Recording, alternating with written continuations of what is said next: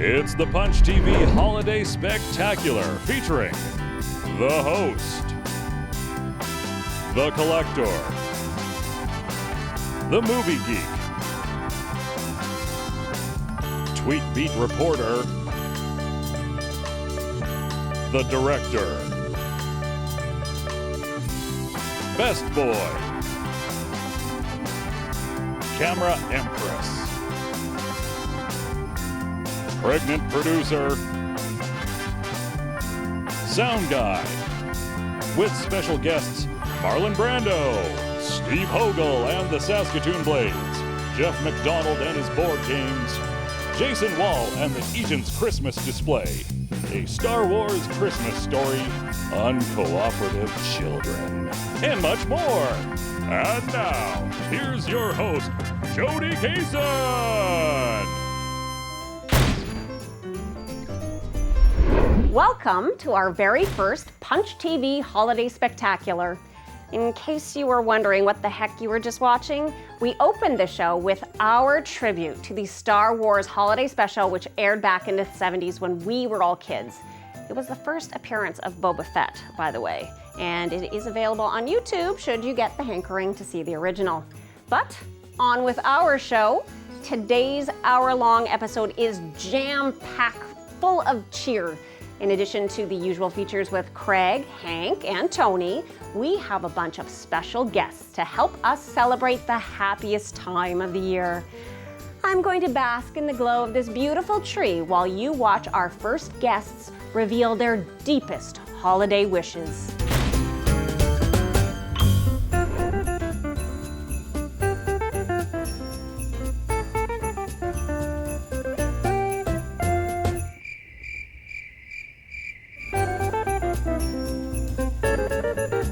Large size skateboard and a small size Samsung TV. I don't know.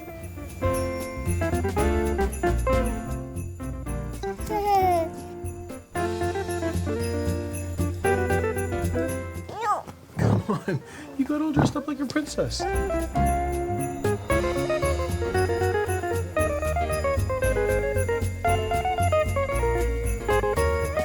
Well, Cinderella told me she wanted some new slippers. Yeah, and Belle wanted a new rose.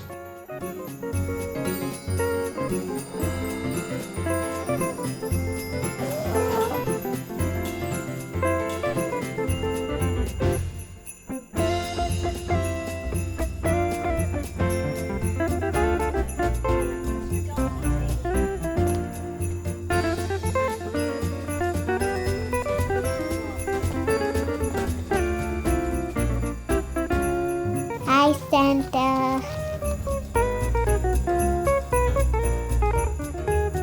Yep. Yep. A dolly. No, it's a castle. It's a castle. No. Because he bited me 3 times. For Christmas, I want Santa to bring my dad a brand new car.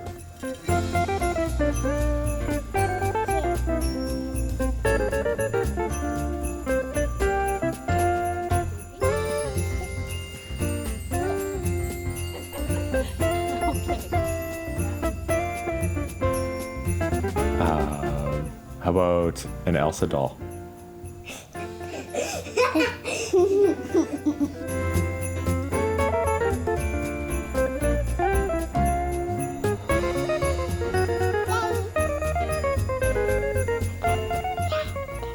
He was a fire truck.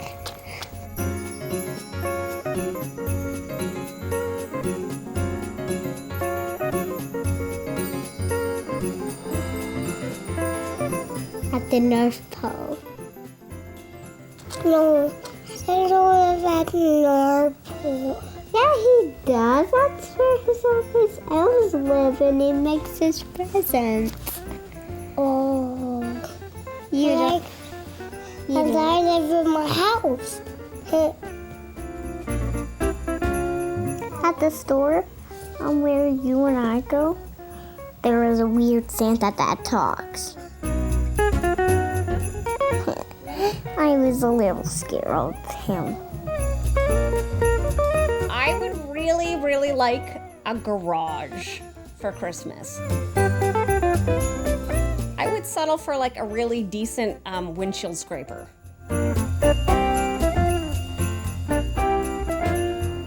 Easy thing. There you go. Okay, come on.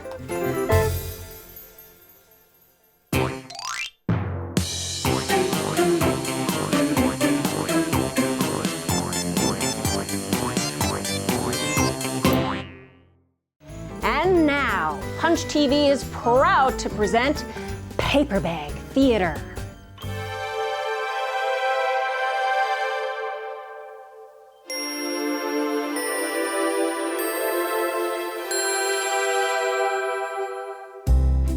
"'Twas the night before Christmas, when as per my wishes, not a creature was stirring, they slept with the fishes. I was stuck at a ward of the hospital's care, in hopes that young Michael would soon be there. I was a patient nestled snug in my bed, while both cops and gangsters wanted me dead. The rival fight families had aimed for my cap, to spatter my brains for a long winter's nap. When out on the lawn there arose such a clatter, I sprang from my bed to see what was the matter. Away to the window, with nothing to lose, I planned to make an offer he couldn't refuse. The moon, on the breast of new fallen snow, gave the luster of midday to objects below.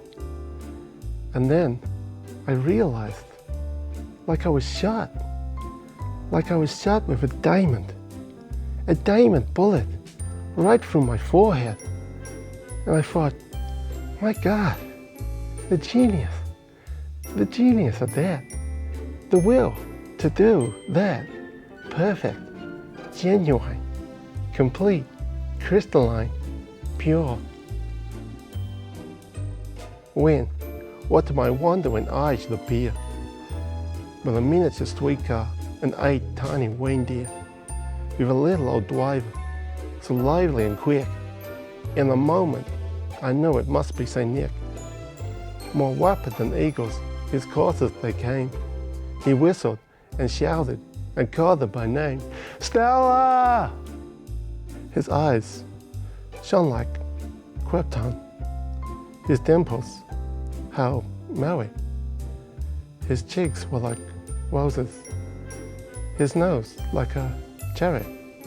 His droll little mouth was drawn like an S, the symbol for hope on Superman's chest. The stump of a pipe he held tight in his teeth. The smoke, it had circled his head like a wave. He had a broad face and a little round belly that shook when he laughed, like a bowl full of jelly. He was chubby and plump, a white jolly old elf. I laughed when I saw him, in spite of myself. A wink of his eye and a snap of the splendor. He showed he had class. He could have been a contender. He spoke not a word and went straight to his work and filled all the stockings and then turned with a jerk, laying his finger aside of his nose and giving a nod of the chimney he rose. He sprung to his sleigh, and to the team he gave a whistle, and away they all flew like the down of a thistle. But then I heard him exclaim, here he drove out of sight, Happy Christmas to all, and to all a good night. And could somebody get me a cheeseburger?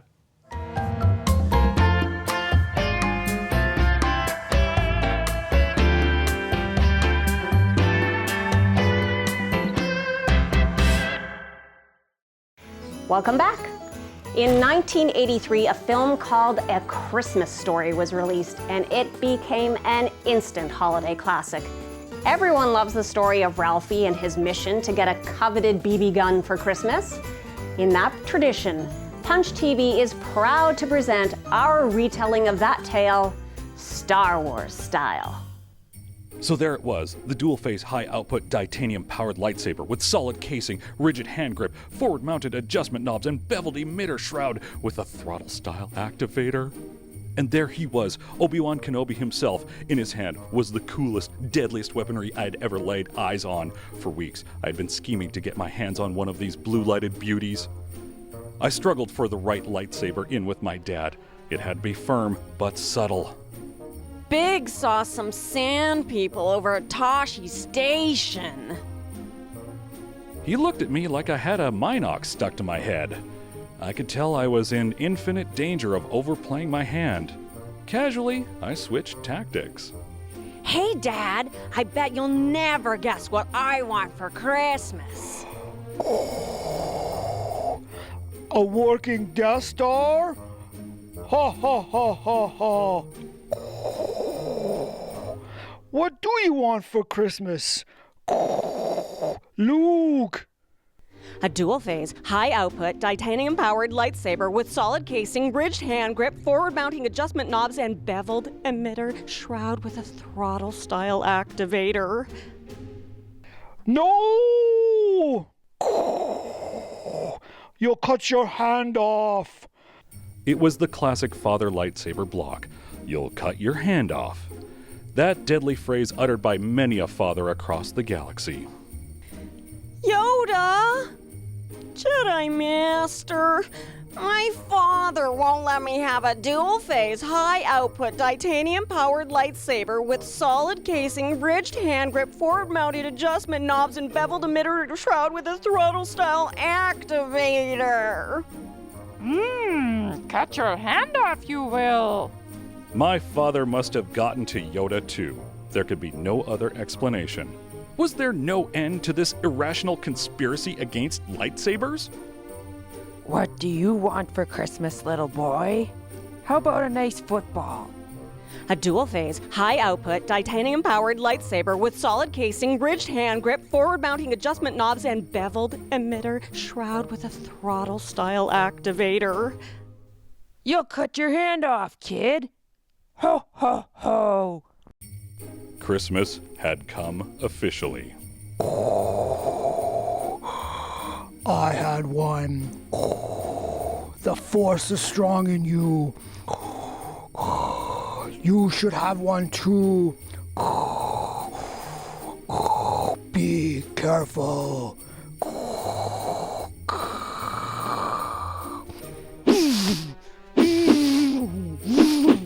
All right, Palpatine, now you get yours. I don't believe it. I got my own hand off. You cut your hand off. You cut your hand off. You cut your hand off. Luke, be careful. Don't cut your hand off, Luke.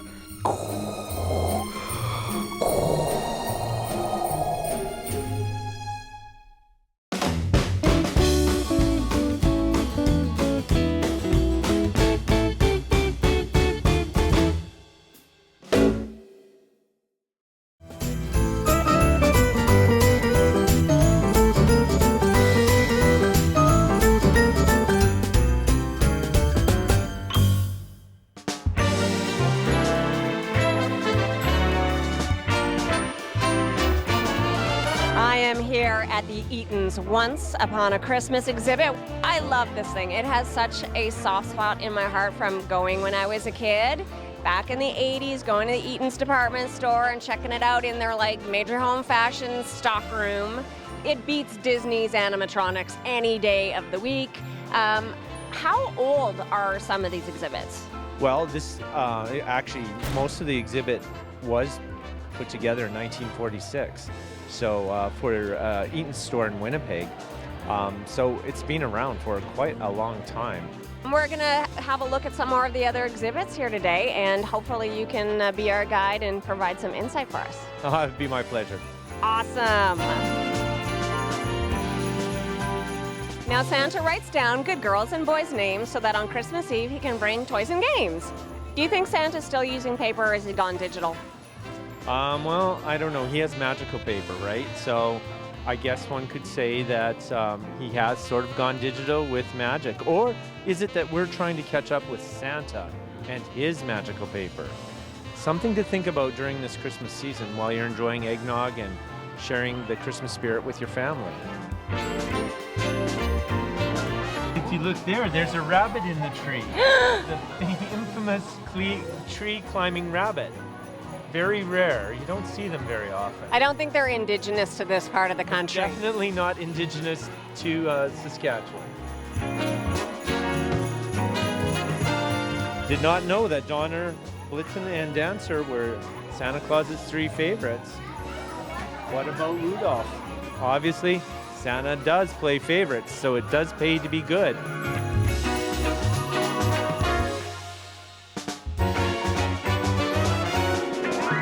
I didn't know that the turtles play in the kitchen, but lo and behold, there they are. Everybody pitches in, you know, it's a busy time, all hands on deck, let's get it done. That's the Claus motto, right? Get her done. I love turtles, chocolates. Yes. But I don't think I would enjoy turtle chocolates. Yeah, I agree. There's that whole salmonella issue too. Putting bears to work. I think after the whole Russian circus thing, isn't that kind of like frowned upon? And in all honesty, no actual bears were harmed in the creation of this display. It's all animatronics. It's all just representational.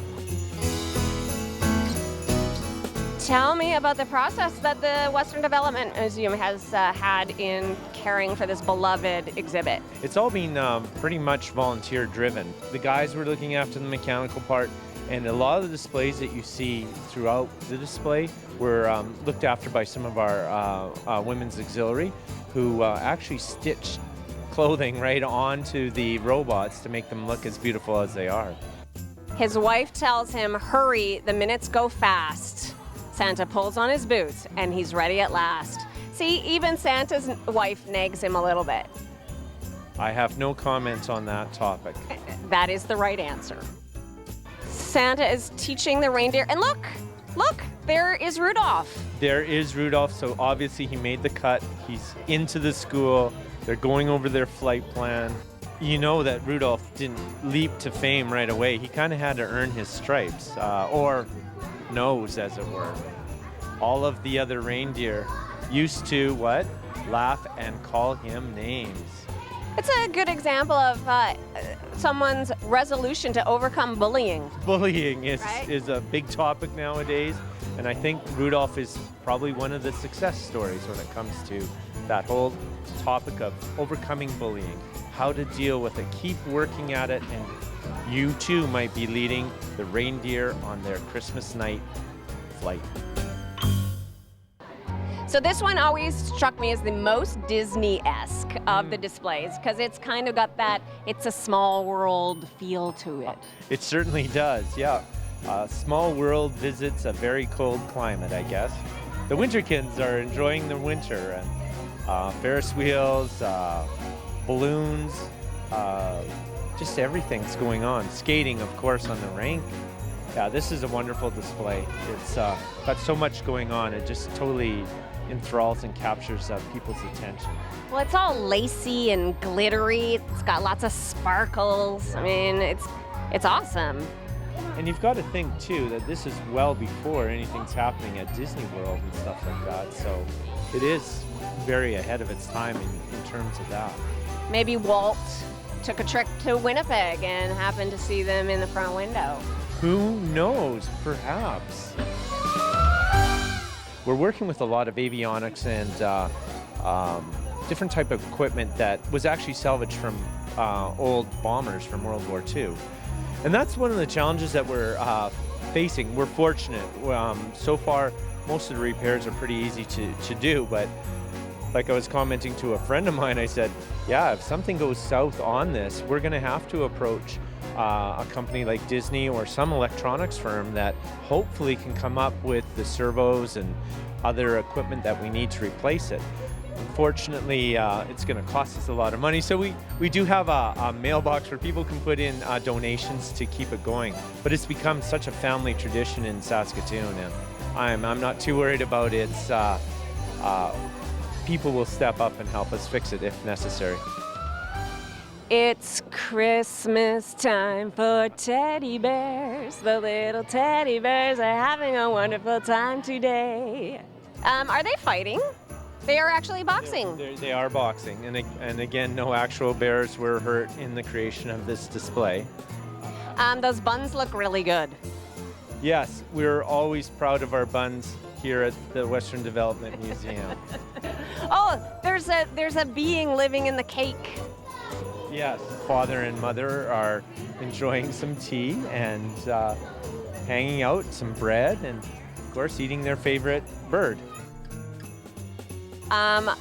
If I was in this scene, I would be that one that has all the tangled up yarn. I don't know how to knit.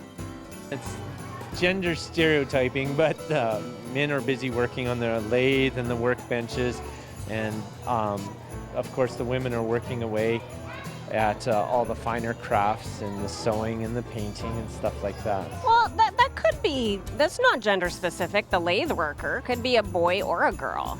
I suppose it could be. Yeah.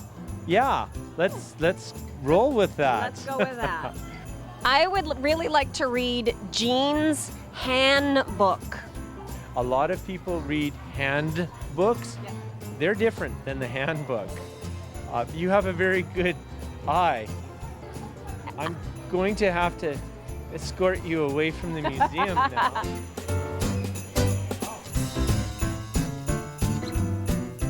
There were some kids earlier who were like, that kid is strangling that cat. He's killing that cat. And it's like, no, that's Tommy Stout. Hello, he's saving the cat. I'm not worthy. Well played. Thank you. All right, what is Johnny getting? Oh, Donnie's getting one wagon and one book. James is getting 2 trucks, 2 cars. Sorry. Yeah, you're right. Okay, no, that's a different Donnie. Yeah. That's not you, Donnie. No, it's a Donnie. different Donnie. Different Donnie. Okay, I love thinking about like members of the women's auxiliary sitting there with the lace and the tulle and the beautiful fabrics and sewing together these like amazing costumes that all of the little critters throughout are wearing. Like, I love that. It's heartwarming to me that like all these people put some effort into making something so magical. She's very cute. She only moves her arms though. After the accident, she still likes to dress up and reminisce. We can all dream. Well, she has some scarring on her legs. So, maybe there was a tragic accident. Again, no comment. Just enjoy the figurine and our little Western Development Museum ballerina. Well, I want to thank you again for the time that you've taken with us today because it is magical and it has the same charm now that it did when I was 6 years old. And every time I see it, I find something new. Yeah, it's truly incredible. It's one of my favorite exhibits in the Western Development Museum collection, and the tradition that's evolved over it. And because we have people who have brought their children coming back who are now bringing their children, and we do get quite a few grandparents also coming back and introducing their grandchildren to the display. And the wonderment and the amazement and the look on children's faces is truly rewarding, and it helps affirm what we're doing here at the museum and how we're a part of the community and how the community is a part of us too. So yeah, very cool. Do come down and check it out with your family and hopefully make it a part of your family's holiday tradition. The display will be up until the new year, so you've got lots of time to check it out. Come see the giraffe. You won't be sorry.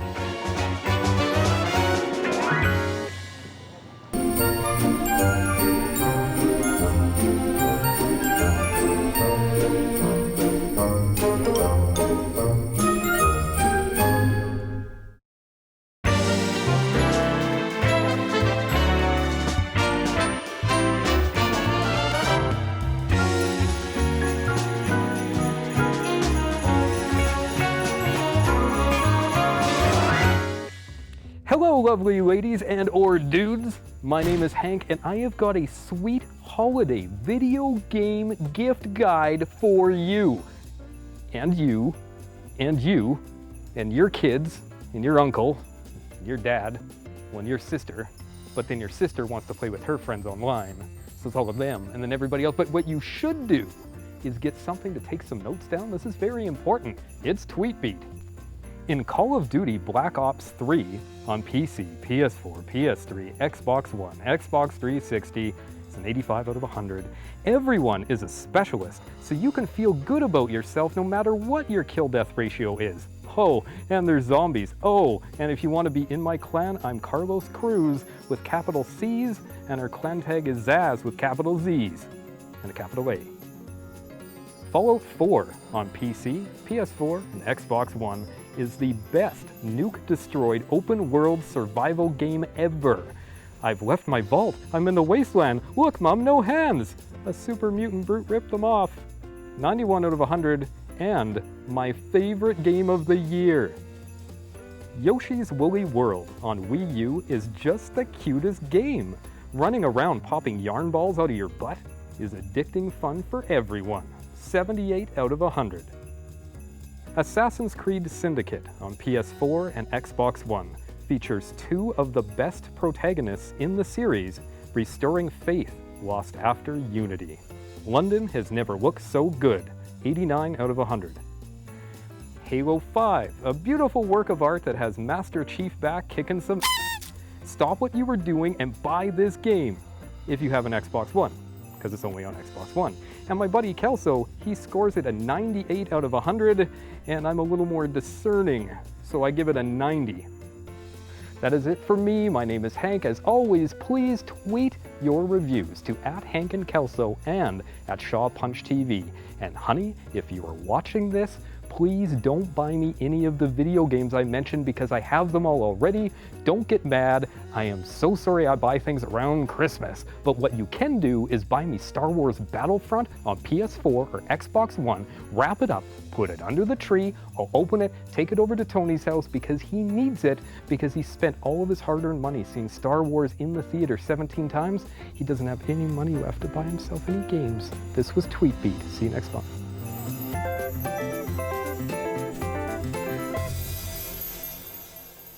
So now on the Punch TV set, we've got the crew here, and we are going to talk about our favorite holiday movies. And Movie Geek, why don't you lead the moderation? Sure, well, I think we should talk about classic, modern, and then sort of off the beaten path Christmas movies. So I'll maybe kick it off with my favorite classic Christmas movie is It's a Wonderful Life, which actually wasn't even originally a Christmas movie until they sort of the rights to it went into a bit of a spin, and they were able to put it on TV in the 80s ad nauseum at Christmas, and that's why we think of it as a Christmas movie. Obviously, it takes place at Christmas, but classic Jimmy Stewart.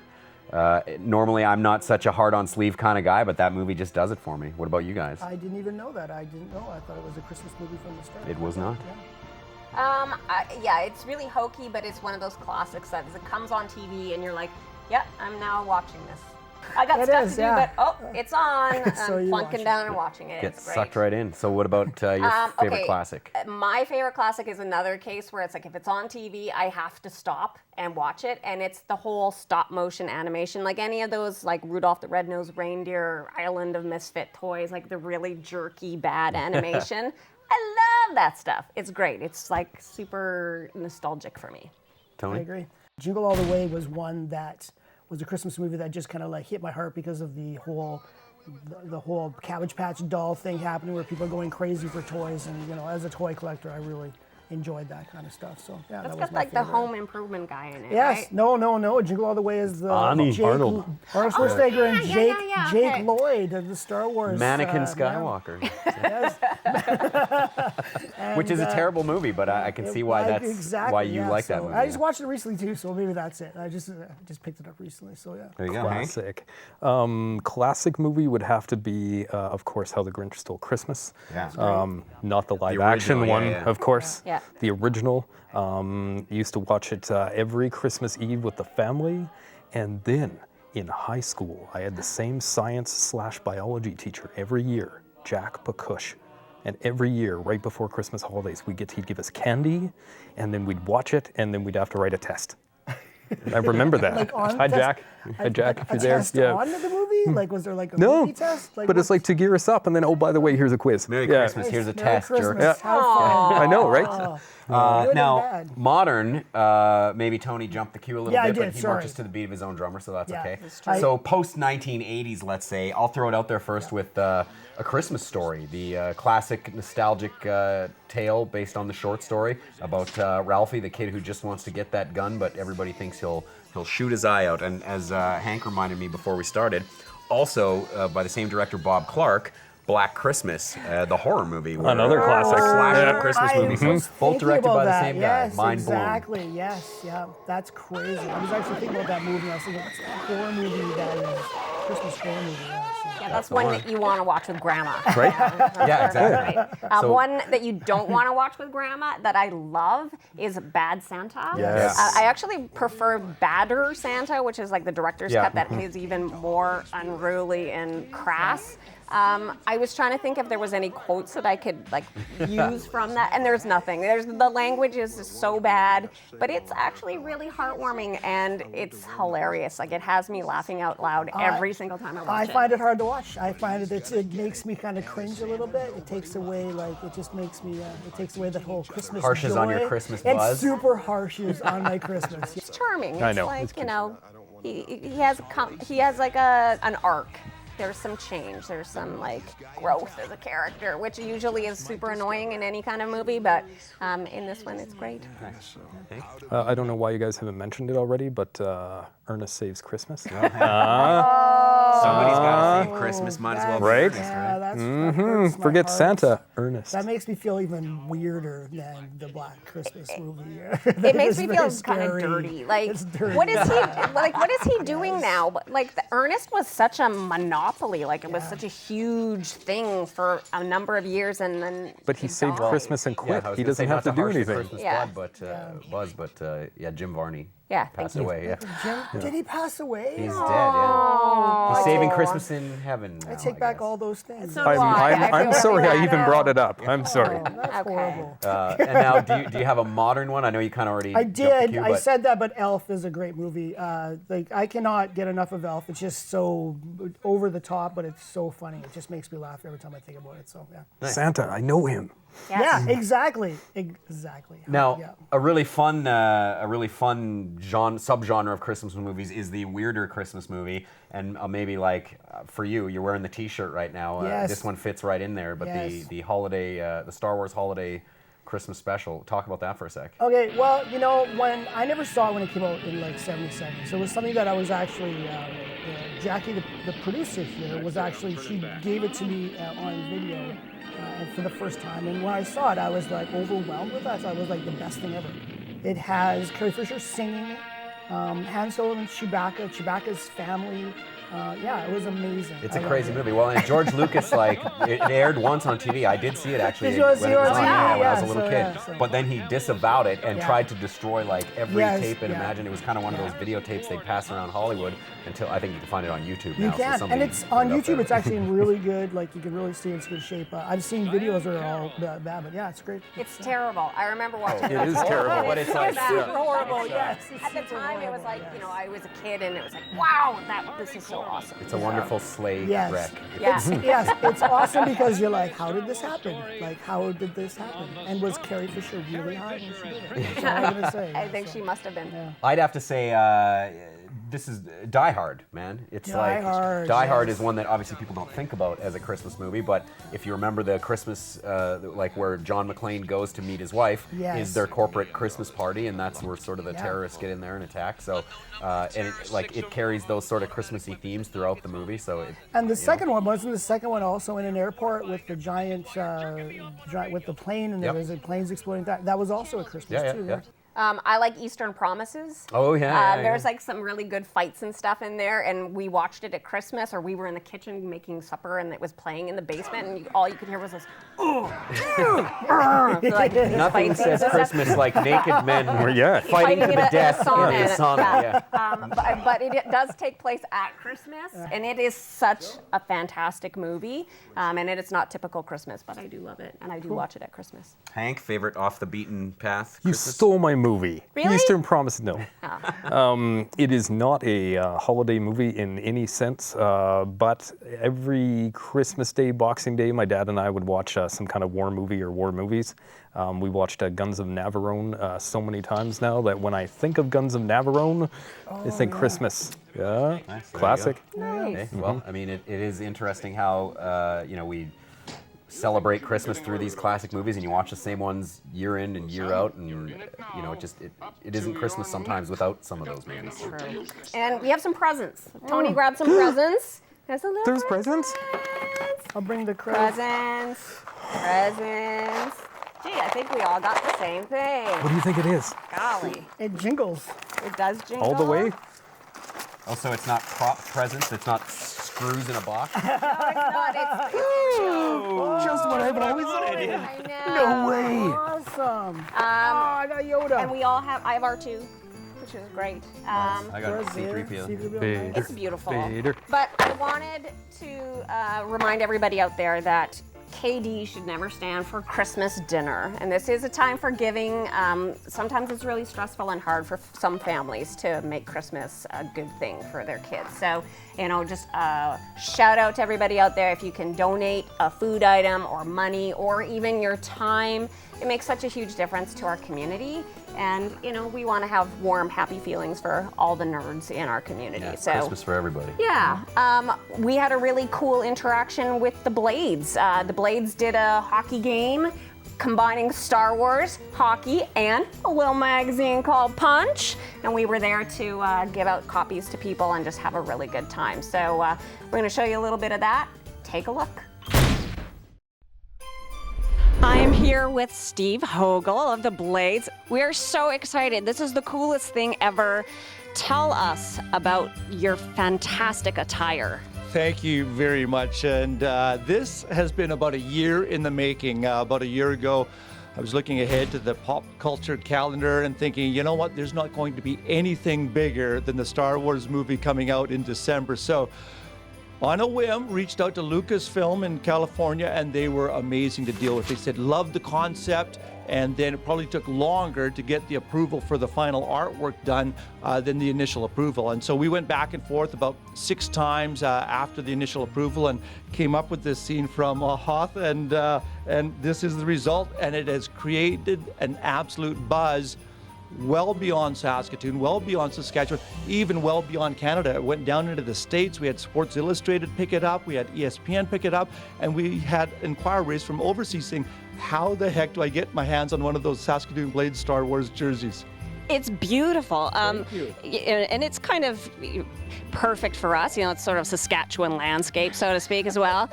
Who actually did the artwork? We work with a WHL, CHL approved jersey supplier by the name of Cat Stitch. And it was Ken down there at Cat Stitch that we went back and forth with. And then, of course, with Lucasfilms. And Lucasfilm obviously had the ultimate decision in terms of feel, concept, design.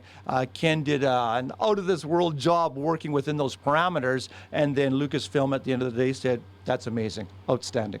It is. It's really beautiful, and I can understand why so many fans are freaking out and want one of these, because they're very, very limited. Now, you were only allowed to make a very exclusive number. How did that work with Lucasfilm? Lucasfilm, understandably, is very protective of their brand and wants things done a certain way. So we are allowed to auction off 35 jerseys at our game November 28th, but all 35 will be sold that night in venue. And so that is the only way to get them. So unfortunately, people around the world, we have to tell them, you've got to make friends with people in Saskatoon really fast and get them out to the Blades game to bid on those jerseys. That's so cool. Okay, Now, on the backs of the jerseys, Yeah. will it have the players' names or will it be like Vader, Yoda? Well, they will be players' jerseys. My name is on the back of that one temporarily, but it will be players' names on the backs of the jerseys. The extra additional ones that we have only a handful of, they will be blank. Now, Lucasfilm, interesting question you asked, because Lucasfilm did ask for 5 jerseys with those kinds of names on them for their archives. So, and the big beneficiary of the proceeds from these jerseys will be the food banks of Saskatchewan. And so we've got a great end user and beneficiary, and that was all driven by Potash Corp. And Potash stepped to the front and said, we love this idea. The beneficiary has to be food banks of Saskatchewan because that fits so well with what Potash Corp does.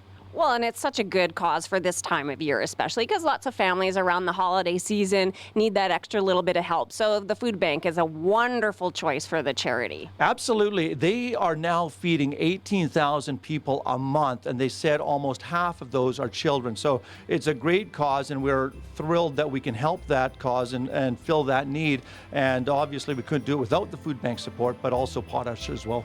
That's awesome. So it's really cool to hear that Saskatoon will have a little piece in the LucasArts archives with these jerseys. And of course, we love local art. And on that note, a little segue on Punch, the new edition, which is strictly Star Wars. It's glossy and beautiful and all local content. And of course, we had a ton of copies to give out at the game to folks who showed up in costume and as prizes, and you can still get a copy if they're still around at Amazing. But this is a beautiful, beautiful magazine, and we're very proud of it. So hopefully people can pick it up and have a look through all of our local talent. Beautiful. So obviously coming up with this brilliant genius brainstorm to have these jerseys, you must be a fan. Well, it's interesting. I'm a fan, but I'm not an over-the-top fan. Our over-the-top fan within the family is our son, Zach. So he was pop culture advisor on this project. And so I leaned on Zach for a lot of help in the process. But obviously, I certainly appreciate and enjoy, and it's just wonderful to be able to leverage this out of this world franchise for such a down-to-earth cause in terms of helping the food bank. It is amazing. So thank you, Zach, for helping out your dad. We love what you did. It's really important and great. That's so super.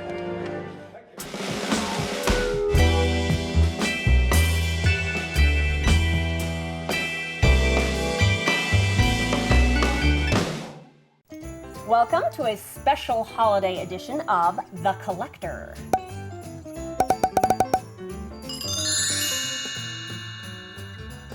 Today we have board game collector Jeff McDonald with us. Welcome to Punch TV, Jeff. Thanks for having me. Right off the bat, what is the best game here for a family to play that it's easy to get started? Flux. Flux is the fastest to get started. You can open the box and there's one rule card and you can be playing in as fast as it took to describe that. Wow. And there are multiple versions of it for any family. So like as far as like the multiple versions, is it the same game or can you add to that game? They're all the same game and they have different cards, pictures, modifiers, but they're basically the same rules. Cool. You draw a card, play a card. Gotcha. Cool. Awesome. Yeah, that sounds easy. Yeah, is there any other like really easy games a guy like me jumps into? Because I don't really like games. You could easily. I don't collect games and I don't like games, so that's... Attitude. Well, you're not invited to my game party. Jeff, what's a great game? What's another great game? As someone who doesn't like games, you could easily get into Bang, because Bang is competitive. Gotcha. Bang is a Western game where you can have anywhere from 3 to 5 people at the table and have a good time. And the goal is to kill each other. Cool. So. Awesome. That sounds perfect for you. That's perfect, yeah. Okay, there's some pretty complicated games here. The tile game craze is kind of a big deal right now. Do you have any of those kinds here? The big tile game craze, or as they called them, the Euro games for a while, Settlers of Catan. Carcassonne is similar to that, but much, much better. You never in this game feel as though you're losing. In random games, you can immediately feel like you're behind, but Carcassonne, everyone keeps moving at the same pace. It's draw a tile, play a tile. Okay. Do you find that the tile games seem to be longer games? Are they shorter games? How? Carcassonne says 30 to 45 minutes, Well, that's pretty but short. you could be Okay. 15. Yeah. So you don't have that's to a get pretty into short one of game. these like Monopoly marathons where you hate the game and you just want it to be over and you don't care if you win or lose. And yeah. Civilization is that. Awesome. Okay. Civilization is a great gift for a more advanced player who's played the Axis and Allies and things like that, and is able to get into a 20 or 30 page rule book and is fine playing for 2 to 7 hours. Is there games like, is this the kind of game you can like put down for a couple days and come back to, or is it you have to spend 7 hours playing it? You might have to put it down for a couple days. Okay. If you, Does it start fights? Because I used to play Risk, and there was always anger, fighting, and stuff like Yeah. that. So is that kind of game? Risk is almost 100% based on the random roll of the dice. Yeah. This isn't. You can hate each other, and then you have more cause to hate each other. Because you're stealing from each other and you're intentionally thwarting each other's plans. That's Okay. my kind of game. In the spirit of, goodwill, rather than competitive games, do you have any games that are maybe a little softer or cooperative? Yeah, there are lots of cooperative games out now. Not always harder. A problem with a cooperative game can be that one person can dominate it if they are more experienced with it. Pandemic is cooperative, it's award-winning, and it's about saving humanity. So that's a pretty good goal, and you have expansion packs for it there if people like it enough to get further into it. And it's simple, everyone plays a role, and you just learn your role, so it's pretty easy for a new person to get into that. So is there a winner in a cooperative game still? Like there's winners and losers, or is it just kind of play for fun together? In Pandemic, it's you versus the 4 different diseases, plagues, Gotcha. and such that are trying to So wipe you can die in that, you get wiped out by that and you're playing together. Absolutely. Awesome. And there's other games. I think there's what's the zombie game that's also like There's that too? there's Zombicide, there's War Z, there's several zombie ones where you, rather than just the original Zombies game that was out, which was competitive, where you would try and kick each other off of the helicopter at the end. These ones you all try and work together to survive. And some are last man standing cooperative, and some are cooperative where if anyone dies, you all die. Oh, okay. Okay. Well, there's some really great suggestions here, and we could actually devote an entire show just to games. So I'm excited to try some of these. I hope that maybe they are under the tree for me. I hope so too. Thanks for all the great tips and strategies, Jeff. Thanks. We will be right back.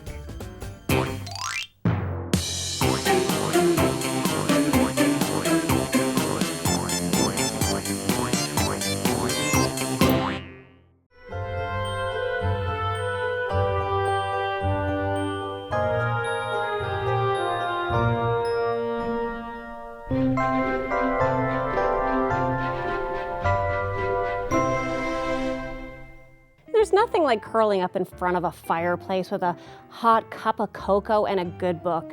The two that I really wanted to talk about today are a new comic that just came out by Grant Morrison called Claus, or Klaus. I like to say, but it should be really Claus. And it is how Santa got his start. The artwork is glorious. It is so beautiful. Basically, the story opens with a dude, he's a trapper, he ends up going to a city that he visited before, and everything has changed since the last time that he was there. The new government is cruel and mean, and they don't let anybody play with anything, and they take all his stuff and kind of beat him up and kick him out of town. And so he goes out into the woods and he starts playing this song and ends up conjuring some kind of crazy spirits. And he wakes up in the morning with colors flying all over the place and with a whole bunch of toys. And so he now has to figure out what to do with all those toys. So this is going to be a really great series, I think. Grant Morrison always has crazy ideas and twists in his stories, and the artwork is gorgeous. So definitely a good comic to pick up. And a classic in my book, this is Lee Bermejo's Batman Noel. It is amazing. It's beautiful. It's not surprising that he doesn't put out much, because every single book that he does do, every panel is just chock full of gorgeous artwork, and he tells the story, the classic Dickens tale of where Batman is basically Scrooge, because Batman never takes a day off. Batman is always working 24/7 to keep everybody safe, and in this one, the Joker is the bad guy, and he has one of his henchmen who's in a bad way. He's got a kid, Tim, who's, sickly, and he's been set up. And so Batman kind of follows him, and he is visited by the spirits of Catwoman and Superman to kind of guide him along and show him the true meaning of Christmas and turn things around for himself. But just gorgeous stuff. I highly recommend this book to anybody, especially if you're a Batman fan. Lee Bermejo, Batman Noel. And if you can't find it in print anywhere, the library has a copy, and the library is always a super place to get books from. So be sure to put that on your Christmas list, and a great book to read with your friends and family or just by yourself.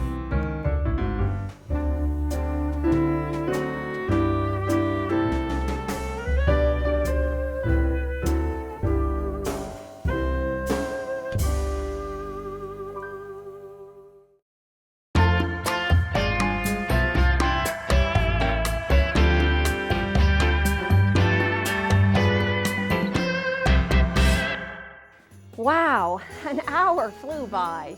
We wish all of you watching the happiest of holidays. Thank you to all the kids who came on the show, to the Western Development Museum, and to Jeff McDonald for coming in and sharing some great games.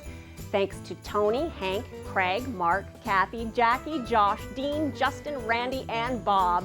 And thanks to you for tuning in. Have the geekiest of holidays.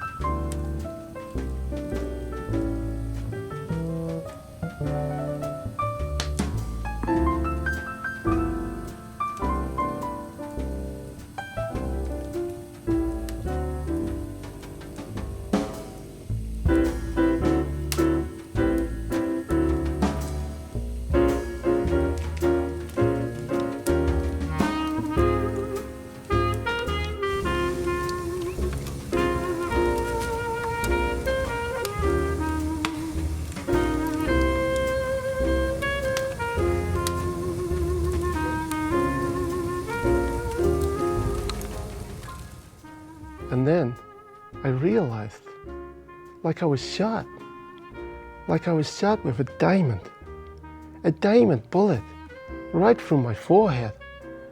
And I thought, my God, the genius of death.